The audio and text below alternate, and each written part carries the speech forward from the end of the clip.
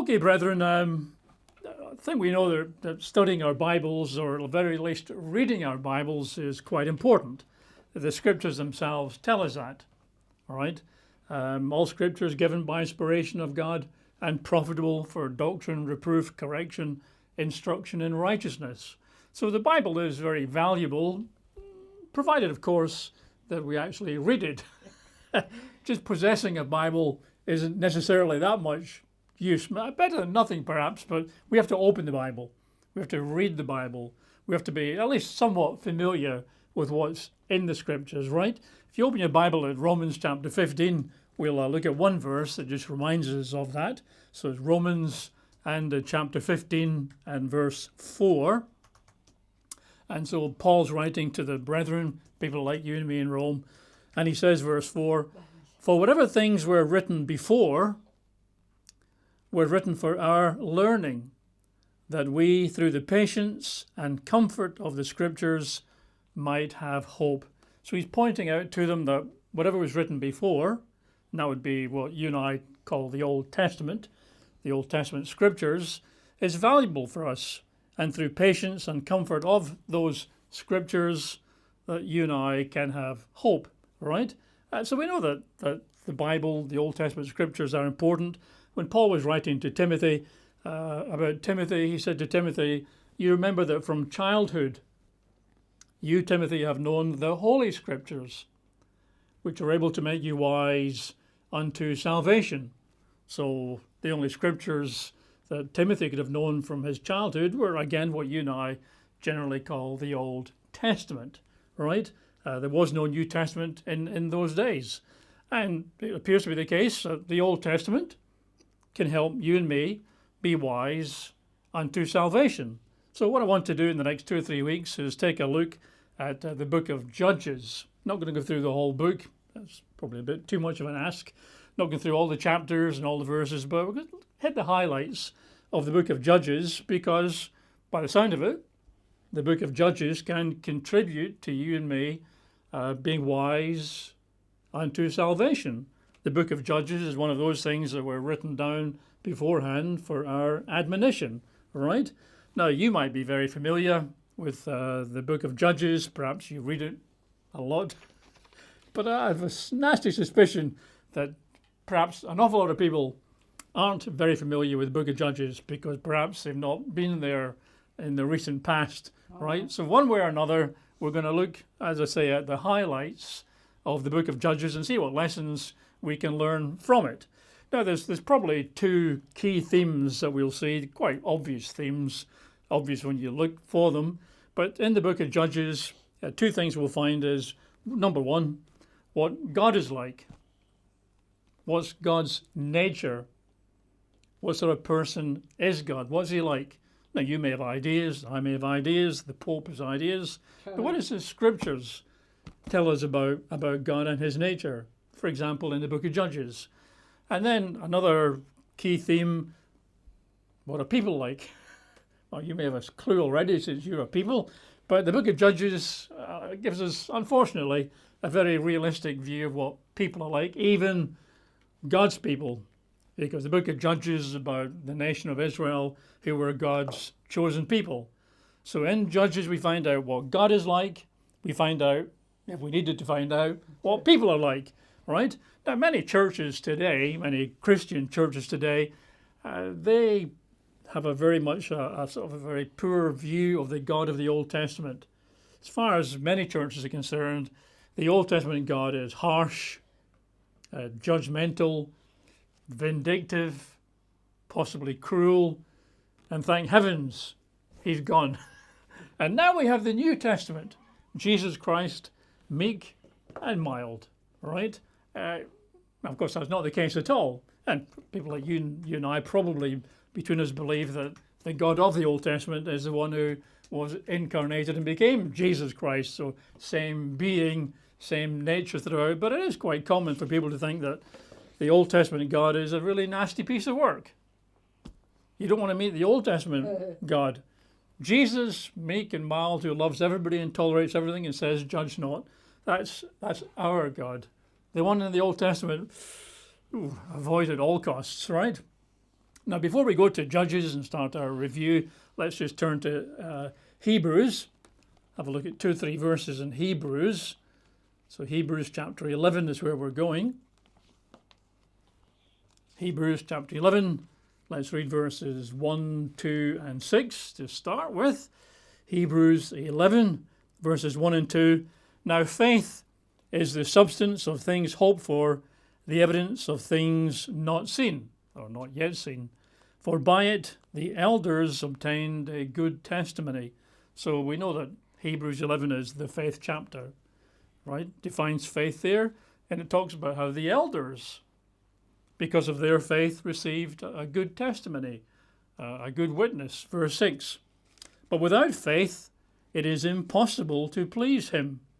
For he who comes to God must believe that he is, and that he is a rewarder of those who diligently seek him. So faith is important. And as I said, this chapter is a list of the elders who had faith, who demonstrated faith. Sometimes this chapter is referred to as the heroes of faith, right? Quite important. And as we look at the list of elders who had a good testimony because of their faith, we've got Noah in there, we've got Abraham in there, we've got Moses in there, and a few others, David and whatnot. But we're going to look at verse 32 now. So verse 32, probably Paul who's writing this, but nobody's 100% sure. What more shall I say? Talking of the elders and the men and women of faith. What more shall I say? For the time would fail me to tell of Gideon and Barak and Samson and Jephthah, who, as it happens, we find in the book of Judges. So the writer of Hebrews singles out at least 4 of the judges, right? And mentions them here in the chapter about faith and the heroes of the faith. Just to finish off that verse, also of David and Samuel and the prophets. So you get an impression, I think, that if the writer of the book of Hebrews wants to call on people like Gideon and Barak and Samson and Jephthah, who were among the judges of ancient Israel, that he's probably got reason for identifying them, right? And it's probably something about their history, their story, their example, their faith that you and I can learn from. That's what I would take from that anyway. Okay, so let's go to the book of Judges. So the first 5 books, then you get Joshua, and then you get Judges. And let's start in chapter 2. Like I said, I'm not doing every chapter, every verse. That would take us a long time. I'm not sure there's massive benefit, but obviously you can read all the things that we don't cover. But in Judges chapter 2, we get the introduction, what took place in the period immediately preceding the actual story of the Judges, right? So let's read verses 1 through 10. Judges 2, reading verses 1 through 10.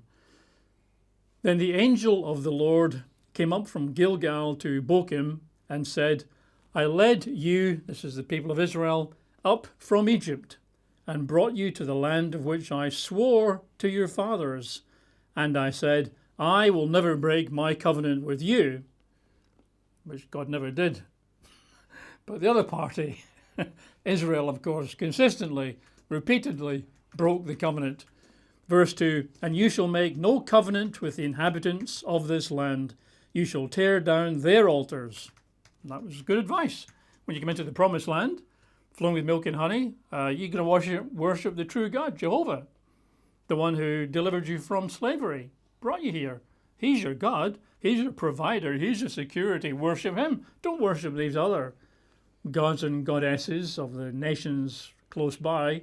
But you know the story, and the book of Judges, unfortunately, repeats the story over and over again.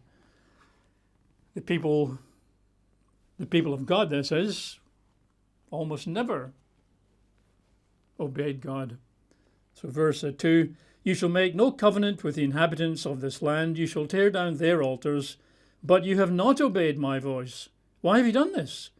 Therefore I also said, I will not drive them out before you, but they shall be thorns in your side, and their gods shall be a snare to you. So it was, when the angel of the Lord spoke these words to all the children of Israel, that the people lifted up their voices and wept. Then they called the name of that place Bochim, and they sacrificed there to the Lord. And when Joshua had dismissed the people, the children of Israel went each to his own inheritance to possess the land. So Joshua is alive at this stage, right? He's helping and has helped to take over much of the land for Israel. Verse 7. So the people served the Lord all the days of Joshua and all the days of the elders who outlived Joshua, who had seen all the great works of the Lord which he had done for Israel. Now Joshua the son of Nun, the servant of the Lord, died when he was 110 years old. Reasonable age, and they buried him within the border of his inheritance at Timnath Heres in the mountains of Ephraim on the north side of Mount Gash or Gaash. When all that generation had been gathered to their fathers, another generation arose after them who did not know the Lord, nor the work which he had done for Israel. And that's where the problem started to get worse. Because Joshua knew God and served God, servant of the Lord, it says there.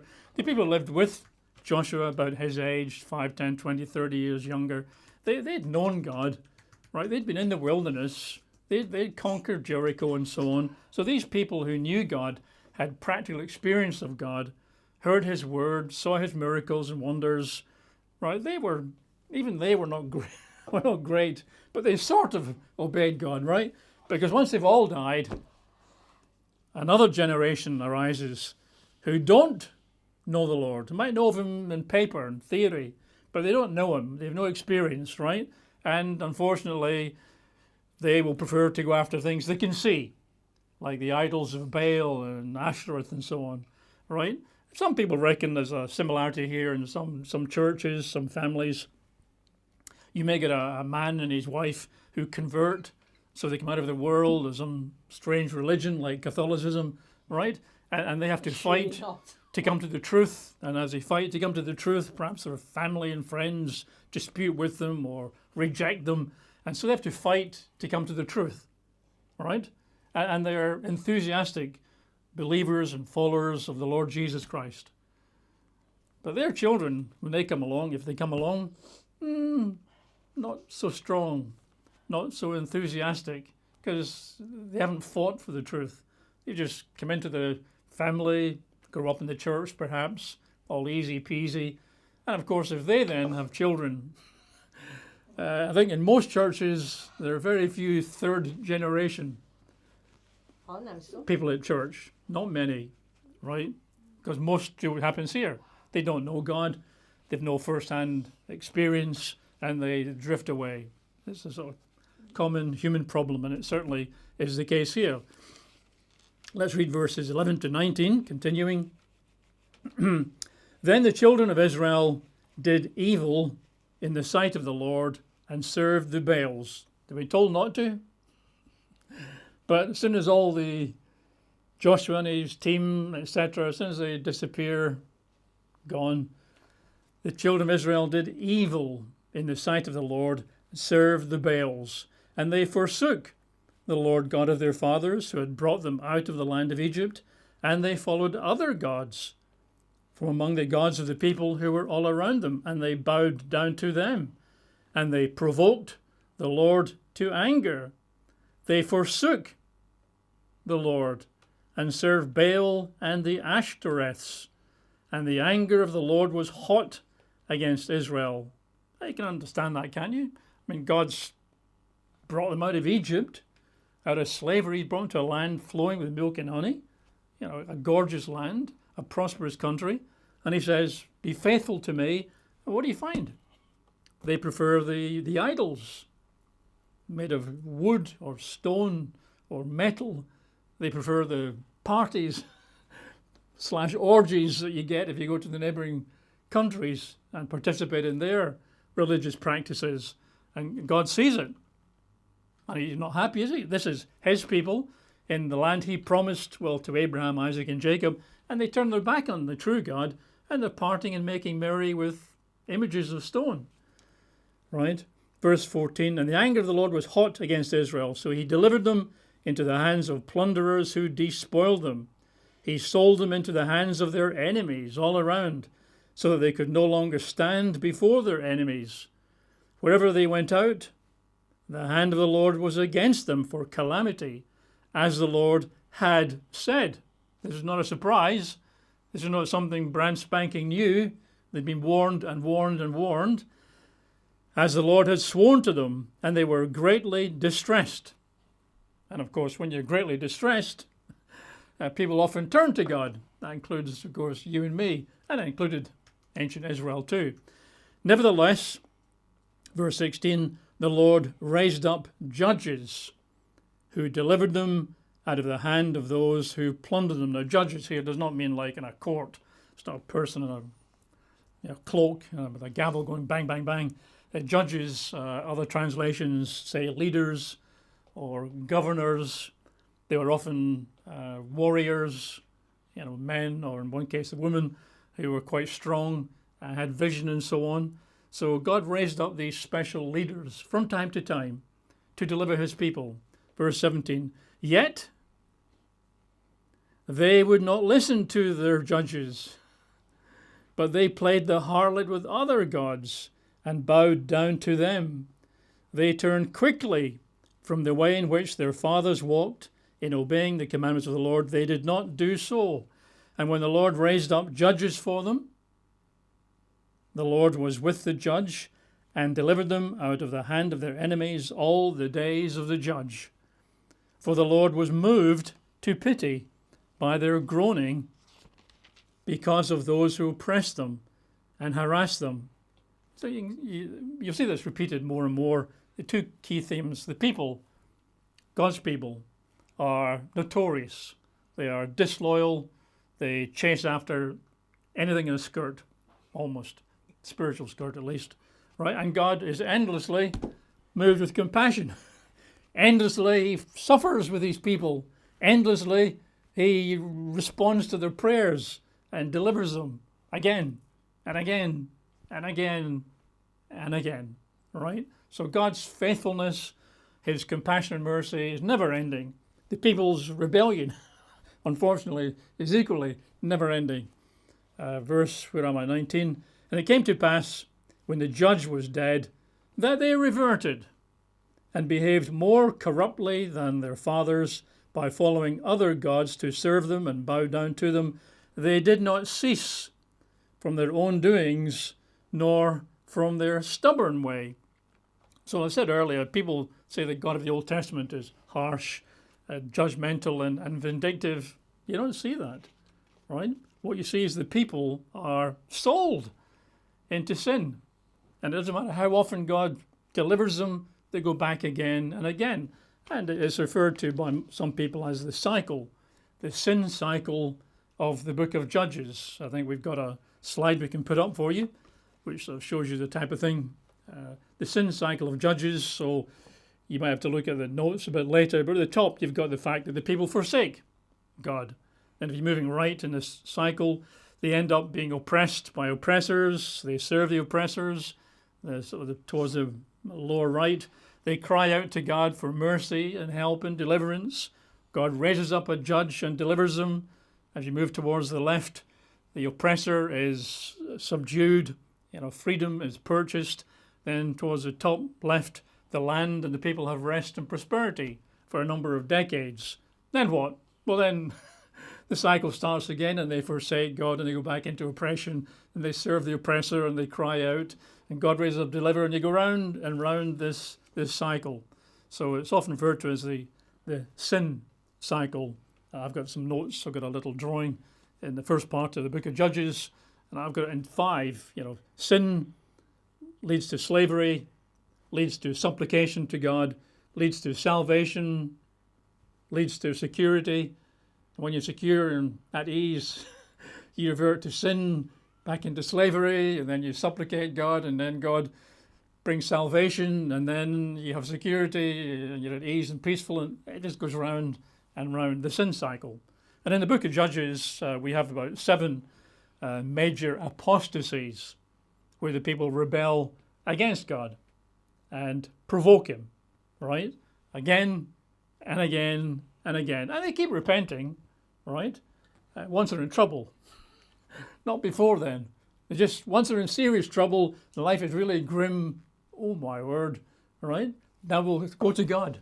Let's forget the Baals and the Ashtoreths now because we're in serious trouble. Let's go to Jehovah God, see if he'll help us. And God keeps on forgiving and keeps on delivering, right? Because thankfully, God's patience and mercy are endless. Pretty much endless, at least, right? And you might think in your life, have you been in that sort of sin cycle? You sort of sin easily, get into serious trouble. In serious trouble, now you cry out to God, please, please, if only you'll deliver me this time, I'll really serve you. And you get delivered, and then you're at peace and secure, and then off you go again. And the cycle goes round and round. And, oh, God, please forgive me. Will you forgive me this time? Well, we can have a hint of that if we look at Matthew 18. We're going to turn back to Judges, so don't lose your place, unless you've already lost it. Matthew 18. And I'm going to read verses 21 and 22. So Matthew 18. So the early part of Matthew 18, Jesus has been talking about what happens if people offend you and don't offend other people and so on. But Peter has a question to ask. So Matthew 18, verses 21 and 22. Then Peter came to Jesus and said, Lord, how often shall my brother sin against me, offend me, and I forgive him? Up to 7 times, do you think? Now, probably Peter thought he was being pretty generous here because the teaching of the rabbis seems to have been 3 times. So if your brother offends you, sins against you, you can forgive him 3 times. And Peter's clearly thinking, yeah, but I know we've got to exceed the righteousness of the Pharisees, so I'll suggest 7. And Jesus says, verse 22, I do not say to you up to 7 times, but up to 70 times 7. Oh, that's quite a lot. I mean, technically, mathematically, it's 490, but I think we know that when Jesus says 70 times 70, it means like just keep on going, right? It's not something you count. Well, that's the 402nd time I've given. That's the 693rd. 70 times that just means you keep on forgiving, right? Well, I think we can take from that God is not going to ask us to do something, i.e., forgive and forgive and forgive and forgive and forgive. 100, 200, 500, 600. God's not going to ask us to forgive and forgive unless he's equally willing to forgive and forgive and forgive and forgive, right? He's not going to tell us to do something he's not prepared to do. So we can take it from there alone that God's forgiveness is pretty much never ending. And we see that in the book of Judges, because God forgives and forgives and forgives and forgives. He's merciful and merciful and merciful. This idea that the God of the Old Testament is harsh and vindictive is complete nonsense. There are times when God takes strong action, of course, as he should do, because he is a righteous judge at the end of the day, but his default nature is mercy and forgiveness over and over and over and over. If you and I are to forgive 70 times 7, God will do at least that, and probably 1,000 times more. So back to Judges, chapter 3 this time. And let's read about the first of these judges, these governors that God raises up. So verses 5 through 11. 5 through 11. Thus the children of Israel dwelt among the Canaanites, the Hittites, the Amorites, the Perizzites, the Hivites, the Trilobites, the Jebusites, the Sherbetites, and all the rest of them. And they took their daughters to be their wives. There's a strict instruction not to do that. And they gave their daughters to their sons, and they served their gods. This is absolute provocation of Jehovah God, who's endeavoring to bless them as best he can. So the children of Israel did evil in the sight of the Lord, not for the first and not the last time. They forgot Jehovah their God and served the Baals and the Asherahs. Therefore the anger of the Lord was hot against Israel, and he sold them into the hand of Cushan Rishathaim, or somebody like that, king of Mesopotamia. And the children of Israel served Cushan Rishathaim 8 years. which is long enough, I guess. I mean, we've just been through 2 years of the COVID lockdown. That seemed like forever. 8 years, I'm sure, under oppression, harsh rule, seems like more than forever. When the children of Israel cried out to the Lord, this is a cycle, so they've got at ease, they've turned to sin, they've turned their back on God, they're in serious trouble, and they're in serious trouble. And unfortunately, not before that, they cry out to God for deliverance, and God could say, well, get lost. You know, you knew the score. I would. Right, well, yeah, I mean, I would. Maybe not this first time, I might have forgiven them and delivered them if I'd been God. But 2 or 3 times later, I said, oh, you've had your chance now. Well, I'm not playing that game. Who do you think I am? You know, some sort of mug, right? Verse 9. When the children of Israel cried out to the Lord raised up a deliverer for the children of Israel who delivered them, Othniel, the son of Kenaz, Caleb's younger brother. So Joshua and Caleb, quite well-known characters, and he is Othniel, the son of Kenaz. There's quite a few names in the Bible that people still use today. A lot of Johns and Jameses and Marys and Elizabeths and so on. Othniel, only one of those. There's actually a guy from Guatemala. Yeah. We used to go across to the States quite a lot for the Feast of Tabernacles and conferences, usually in Texas, places like that. I think Florida on one occasion. And there was a guy there, Otoniel. He's from Guatemala. And his family are as well. In Chicago now. Well, they actually live in Chicago now, but they're from Guatemala. I think Guatemala's a good place to be from. So he's an Otoniel. He's the only one I know, actually. Anyway, Otoniel is the first of the judges. Verse 10, the Spirit of the Lord came upon him, and he judged Israel. He went out to war. It's not a judge in a courtroom setting. These are people who are, generally speaking, warriors or courageous leaders. The Spirit of the Lord came upon him, and he judged Israel. He went out to war, and the Lord delivered Cushan-Rishathaim, king of Mesopotamia, into his hand. And his hand prevailed over Cushan-Rishathaim, and so the land had rest for 40 years. And then Othniel, the son of Kenaz, died. So 40 years, quite a long time, I guess. 8 years of oppression, 40 years now of peace and prosperity. And one imagines that Otoniel had probably helped to provide a reminder of God's ways and God's laws to help result in 40 years of comparative, peace. Right? Let's read verses 12 to 30. Because you know what's going to happen. Remember the cycle? Once you're secure and at ease, boom. Off we go again. Back into sin. Verse 12. And the children of Israel again did evil in the sight of the Lord. We'll see this over and over and over. So the Lord strengthened Eglon, king of Moab, against Israel, because they had done evil in the sight of the Lord. And Eglon was my best man at my wedding, I've got to say. A long time ago that was now. And his wife was, I guess, best lady. And she's on today. Is she on today? Yes, Well, she okay, is. yeah, well. Hi there. Hi there. Verse 13. Then he, King Eglon, gathered to himself the people of Ammon and Amalek, went and defeated Israel, and took possession of the city of palms. So the children of Israel served Eglon, king of Moab, 18 years. The last time was 8. This is 18. That's quite a long time, really. If you were born, you'd be nearly an adult now, 18, 19, 20. You're under oppression all that time. If you'd been 20 at the start, you're nearly 40 now, oppressed all those years, some of the best years of your life. But when the children of Israel cried out to the Lord, which is what they do, when in serious trouble, the Lord says, get lost. But no, he doesn't. See, he doesn't. The Lord responds because his mercy and his compassion are almost endless. Maybe they are endless, but, right? Certainly almost endless. The Lord raised up a deliverer for them, Ehud, the son of Gera the Benjamite, a left-handed man. You think, what am I telling you he's left-handed? Right? What's that going to do with anything, price of bacon? Well, it turns out that being left-handed is sort of relevant to the story as it unfolds.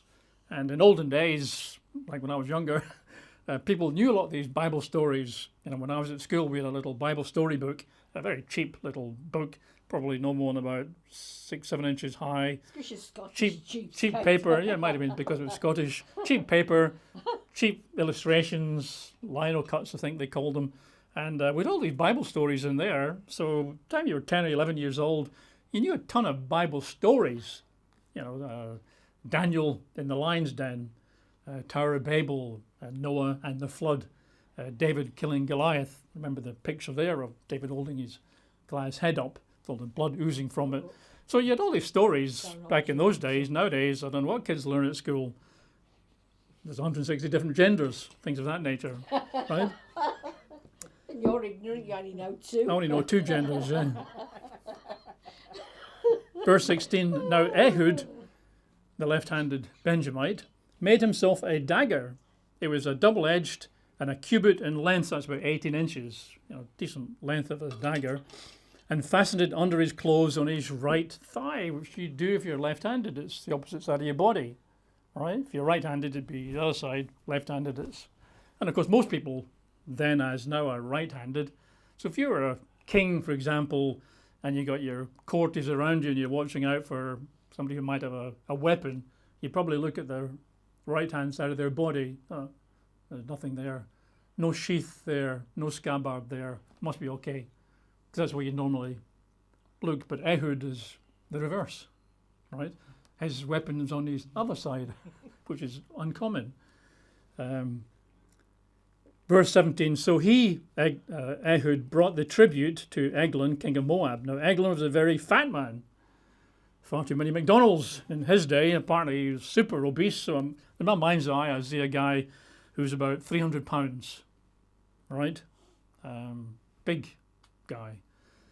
And when he had finished presenting the tribute, which would be, you know, fruit and vegetables and grain, perhaps clothes, perhaps some coins and so on, you know, annual tribute to the king who governs and oppresses you. When he had finished presenting the tribute, he sent away the people who had carried the tribute. But he himself turned back from the stone images that were at Gilgal and said, I have a secret message for you, O king. So Ehud says, King, I've got a confidential message for you. Oh, he says, keep silence. Don't say anything. Let's maintain our privacy here. And all who attended the king went out from him. So Ehud came to him. Now Eglon was sitting upstairs in his cool private chamber. Envy. Because this chamber I'm in at the moment is far from cool. 80 degrees. 80 odd degrees. And no air conditioning. No air conditioning and plenty of hot air.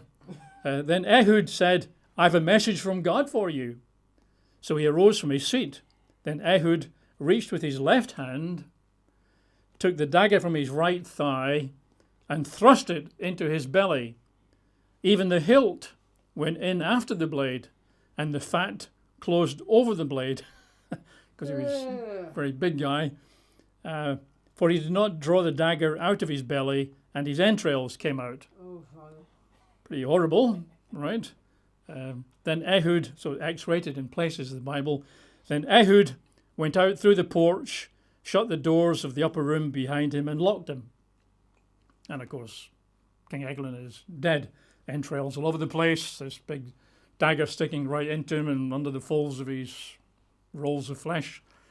Pretty gruesome. Verse 24, when he had gone out, Eglon's servants came to look, and to their surprise, the doors of the upper room were locked. So they said, he's probably attending to his needs in the cool chamber. Well, probably gone to the bathroom. That's what they thought.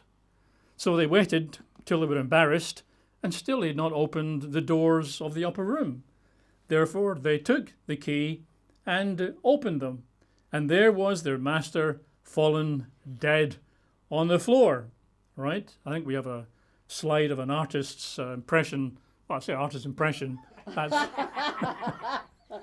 not much of an impression. I think that was the cover of a comic book about Ehud slaying Eglon, not so much Eglon in the chair there, and there's a left-handed warrior, Mr. Ehud, with this 18-inch long dagger about to thrust it all the way through his belly. Right? That's the best I could find. Verse 26. But Ehud had escaped while they delayed, and passed beyond the stone images and escaped to Sirah. And it happened when he arrived that he blew the trumpet in the mountains of Ephraim, and the children of Israel went down with him from the mountains, and he led them. I suppose in a sense, when you've killed the king, right, it's pretty obvious you're a hero, super warrior, right, and all the rest of it, and the people more likely to follow you. You've sort of crossed the Rubicon at this point, I think. Verse 28. Then he said to them, "Follow me, for the Lord has delivered your enemies, the Moabites, into your hand." So he's saying this is a God-given victory. So they went down after him, seized the fords of the Jordan leading to Moab, did not allow anyone to cross over. And at that time they killed about 10,000 men of Moab, all stout men. I think perhaps brave men. Not sure if they're all super stout. But maybe it was the diet they had in those days, maybe too many McDonald's dotted all over Moab. All stout men of valor, not a man escaped. So Moab was subdued that day under the hand of Israel, and the land had rest for 80 years, which is a pretty long time, I think, in Israel's history, right? That's, I think, the longest spell of peace and prosperity in the whole book of Judges.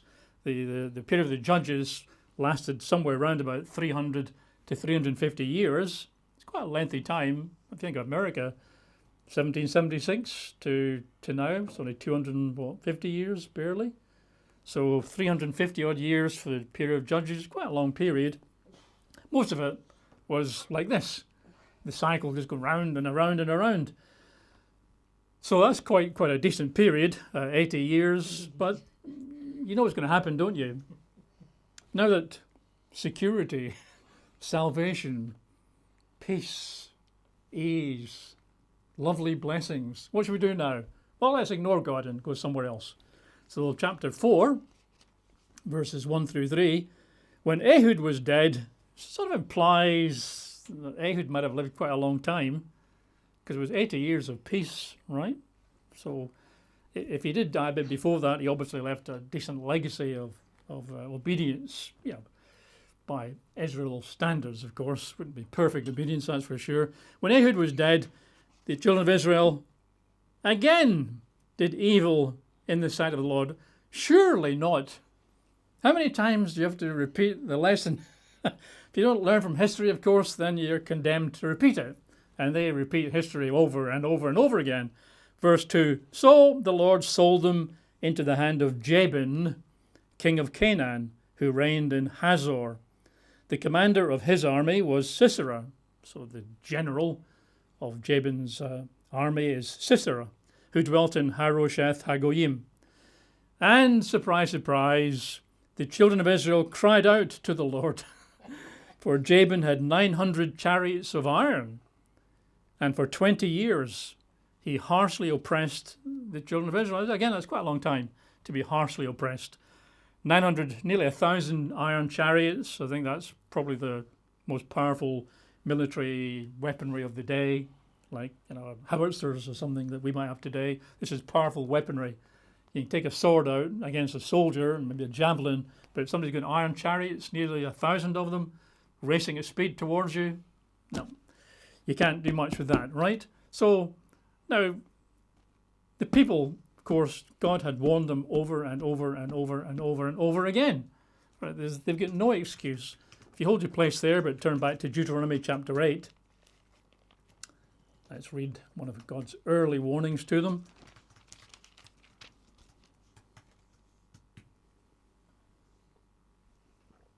Deuteronomy 8, we're going to read verses 5 through 20. So Moses is rehearsing God's law to the people. You should know in your heart that as a man chastens his son, so the Lord your God chastens you.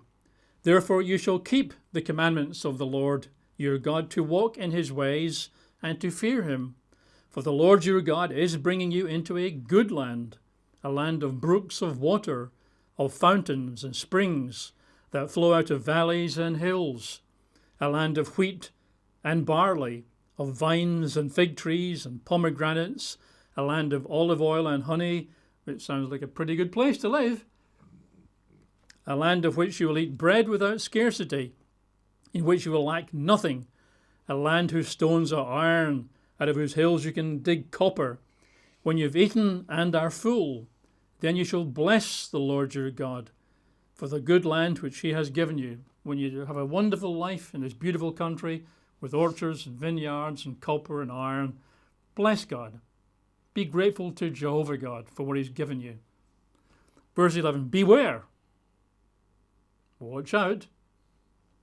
Beware that you do not forget the Lord your God by not keeping his commandments, his judgments, and his statutes, which I command you today, lest, when you have eaten and are full, have built beautiful houses and dwell in them, when your herds and flocks multiply, and your silver and gold are multiplied, and all that you have is multiplied, when your heart is lifted up, when you're at ease and prospering, and you forget the Lord your God, who brought you out of the land of Egypt from the house of bondage, who led you through that great and terrible wilderness, in which were fiery serpents and scorpions and thirsty land, where there was no water, who brought water for you out of the flinty rock, who fed you in the wilderness with manna, which your fathers did not know, that he might humble you, that he might test you, to do you good in the end.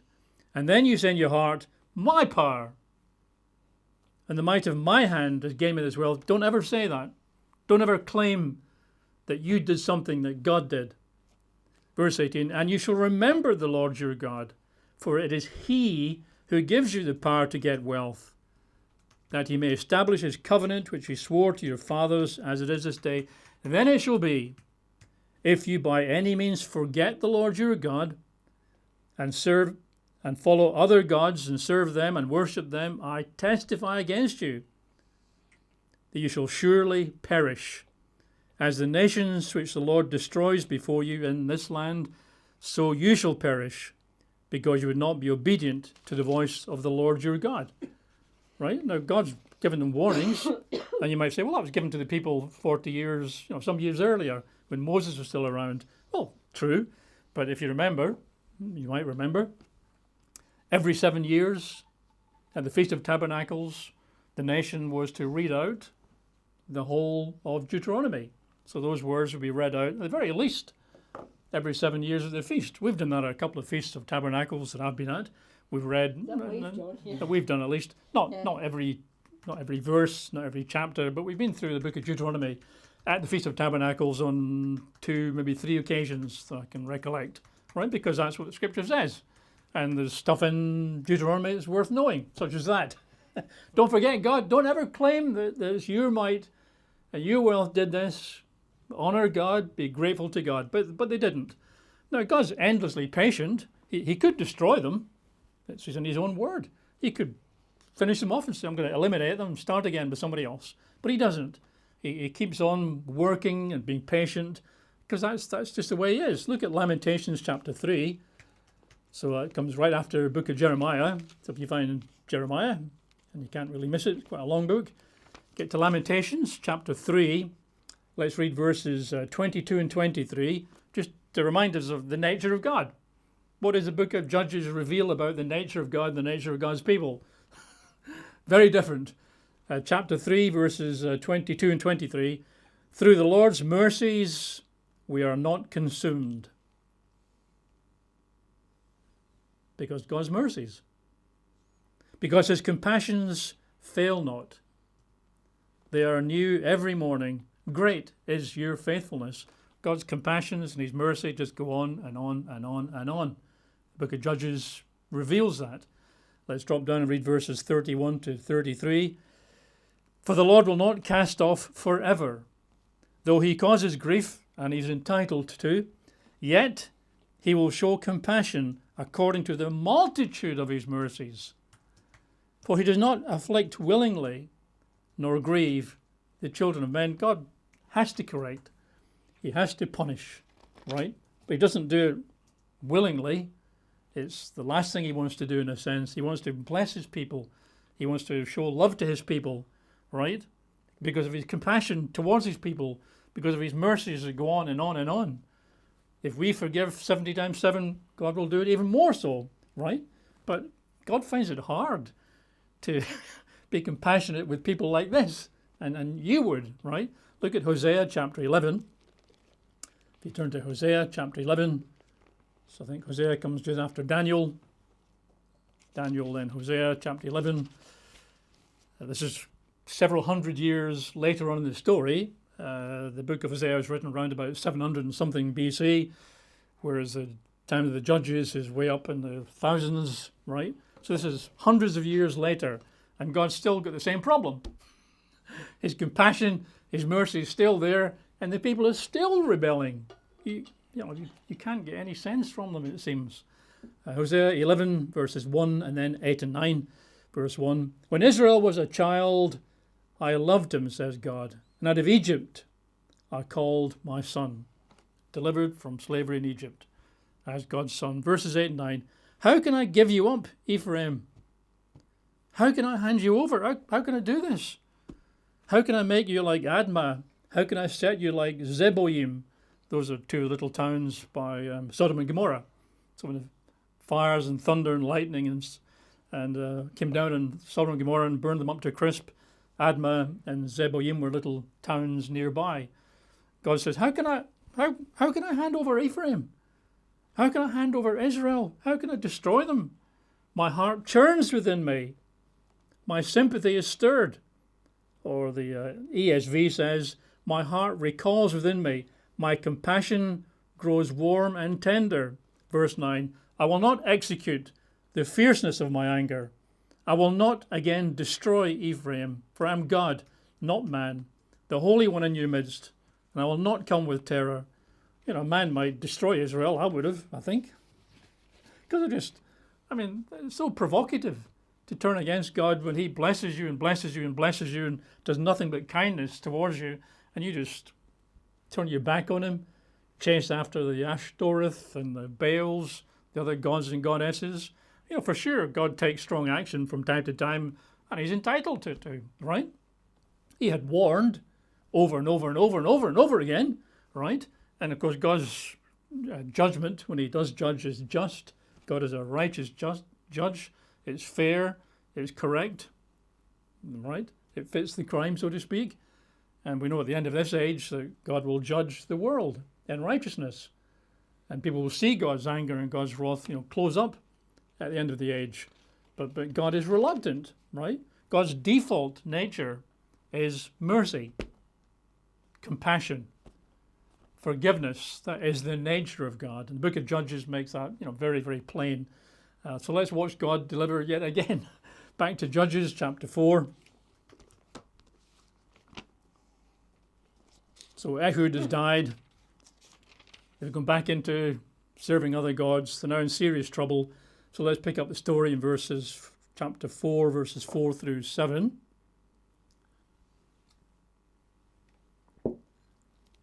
Now Deborah, a prophetess, the wife of Lapidoth, was judging Israel at that time. So we have a prophetess judging Israel, a messenger of God who happened to be a lady. Of course, not the only one. There's also Huldah, the prophetess, mentioned Book of Chronicles, I think. There was Miriam, Moses' sister, was a prophetess, and so on, right? So she was a prophetess. Verse 5, she would sit under the palm tree of Deborah. Oh, because that's a name that is still popular today. The name Deborah, Debbie. Not too many Ehuds, but I guess in the land of Israel there's probably a few people called Ehud. Not too many Samsons. We'll get to him a little bit later, although I've seen a big dog called Samson, but maybe that doesn't quite count. Verse 5, and she would sit under the palm tree, a big dog, a big, strong beast. She would sit under the palm tree of Deborah between Ramah and Bethel in the mountains of Ephraim. And the children of Israel came to her for judgment.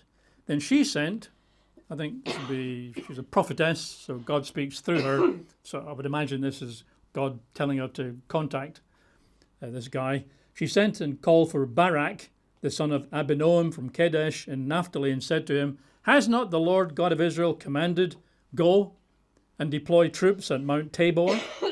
Take with you 10,000 men of the sons of Naphtali and of the sons of Zebulun, and against you I will deploy Sisera, the commander, the general of Jabin's army, with his chariots, all 900 of them, and his multitude, at the river Kishon, and I will deliver him into your hand.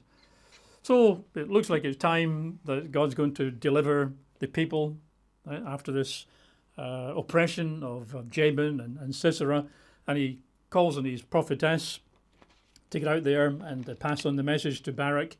It's time for liberty, time to deliver the people. Now they've cried out in their horror yet again, right? So let's read verses 8 through 10. And Barak said to her, or Barak, not quite sure the pronunciation, Barak said to her, if you'll go with me, then I'll go. But if you will not go with me, I will not go. So, she's not a man of perfect faith at this stage. She recognizes, well, God speaks through this woman. Now, if she's with me, that probably means, I think I'll try and ask her to come along and be with me, right hand man. So she said, I will surely go with you. Nevertheless, there will be no glory for you in the journey you are taking, for the Lord will sell Sisera into the hand of a woman. You think, oh, Deborah will get the credit. But actually, it's not Deborah. It's another woman who comes up a bit later. Then Deborah arose and went with Barak to Kadesh. And Barak called Zebulun and Naphtali, the peoples, to Kadesh. He went up with 10,000 men under his command, and Deborah went up with him onto Mount Tabor, so quite high up in the land, with the plain sort of down beneath. Then a rather unusual verse pops up in verse 11. Now Heber the Kenite, of the children of Hobab, the father-in-law of Moses, had separated himself from the Kenites and pitched his tent near the terebinth tree at Zaanaim, which is beside Kadesh. So in the immediate vicinity, you've got Heber and his extended family living there, who are distant relatives of Israel. Says Hobab, the father-in-law of Moses. We normally know him as Jethro, Moses' father-in-law that he met in the land. So that's a separate part of Israel's connected families, and he happens to be living in the vicinity. Why do we need to know that? Well, verses 12 through 15. And they reported to Sisera that Barak, the son of Abinoam, had gone up to Mount Tabor. So Sisera gathered together all his chariots, 900 chariots of iron, and all the people who were with him from Harosheth Hagoyim to the river Kishon. Then Deborah said to Barak, Up, for this is the day in which the Lord has delivered Sisera into your hand. Has not the Lord gone out before you? So she passes on, that's it. I've heard from God, go. And thankfully, Barak does go. He's not perfect in his faith by any means, but he's got enough faith. And with her not too far away, he's got the courage as well. And off he goes. So Barak went down from Mount Tabor with 10,000 men following him. And this doesn't look necessarily sensible. If you're on a sort of high land, like a mount, it's not a mountain, I think, like Mount McKinley or anything, but it's high land, and you're looking down below you, and there's 1,000-ish chariots of iron and thousands, right, of soldiers. You don't go down and join them because the chariots will roll all over you, right? High ground, the chariots are going to struggle a bit to come up, right? So you might stay there, but he doesn't. He goes racing down onto the plain, verse 15, and the Lord, Jehovah, routed Sisera and all his chariots and all his army with the edge of the sword before Barak. And Sisera alighted from his chariot and fled away on foot. But Barak pursued the chariots and the army as far as Harosheth Hagoyim, and all the army of Sisera fell by the edge of the sword. Not a man was left. Now it says there in verse 15, and the Lord Jehovah routed Sisera.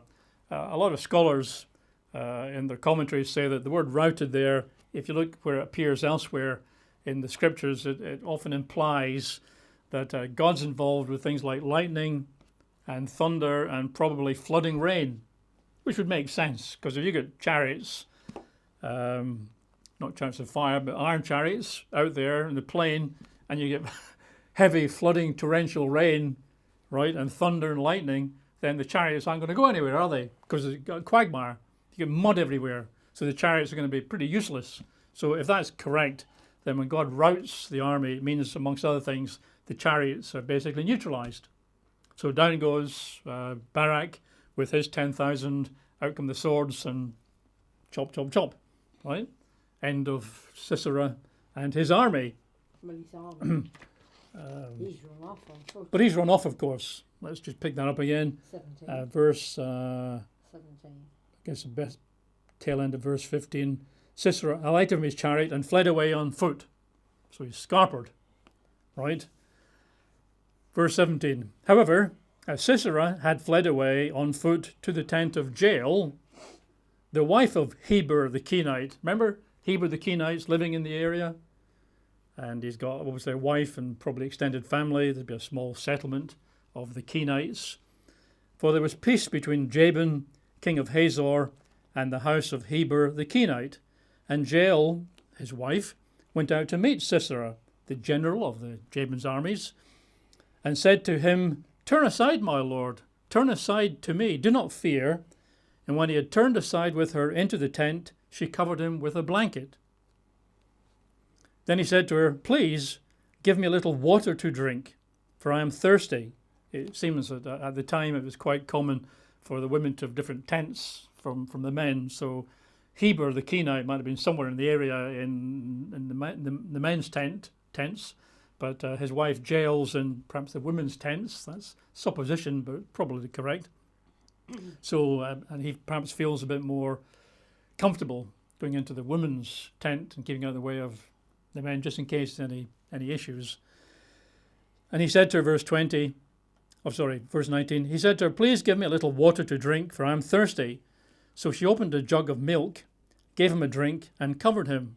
And he said to her, "Stand at the door of the tent, and if any man comes and inquires of you and says, 'Is there a man here? Is there any man here?' you'll say, 'No.'"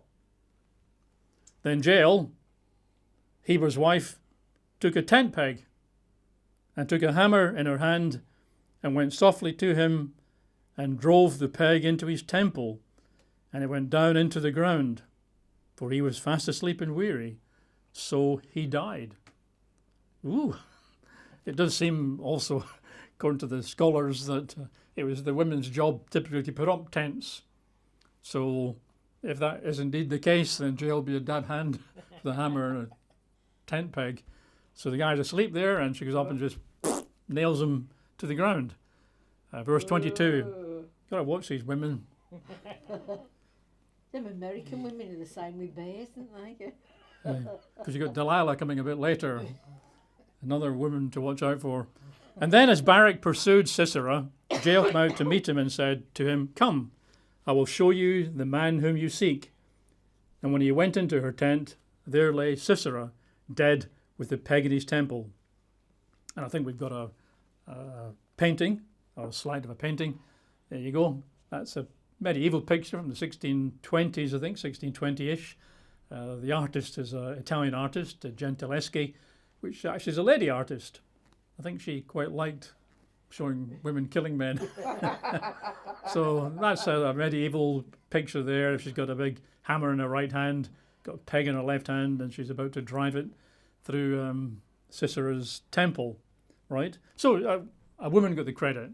That's what Deborah, of course, said a bit earlier. You tend to think initially when you're reading, oh, Deborah will get the credit because she's going to be there. But no, another woman, Jael. Verse 23, so on that day God subdued Jabin, king of Canaan, in the presence of the children of Israel, because most of the army, I guess, is destroyed. And the hand of the children of Israel grew stronger and stronger against Jabin, king of Canaan, until they had destroyed Jabin, king of Canaan. And I think that's another 40-year period of peace just about to start at this point. And of course, Barak is one of the guys who's mentioned in Hebrews 11 that we read earlier, right? So he's obviously a courageous man. Can't read too much into his reluctance to go off on his own, because he recognises God speaks through this lady. I think I'd much rather have her sort of with us, just in case any last-minute instructions from God. So that's fine. So God delivers Israel again, through Othniel, through Ehud, and now through Barak and Deborah, all right? You know what's going to happen, don't you? They're going to enjoy peace and plenty and rest and security. So what happens then? They're going to turn their back on God and go straight back into worshipping idols and being idolatrous and rebelling against God and provoking him again. But surely you think, surely now God's going to say, well, that's enough. You know, it's 3 times in a row I've delivered you. I think, let's call it a day, right? You're never going to obey me. I'm never going to respond again. I'm plumb out of repentance or forgiveness. I'm plumb out of compassion. I'm plumb out of mercy. Think so? Well, otherwise. And we'll continue that story next week. So that'll conclude today's Bible study.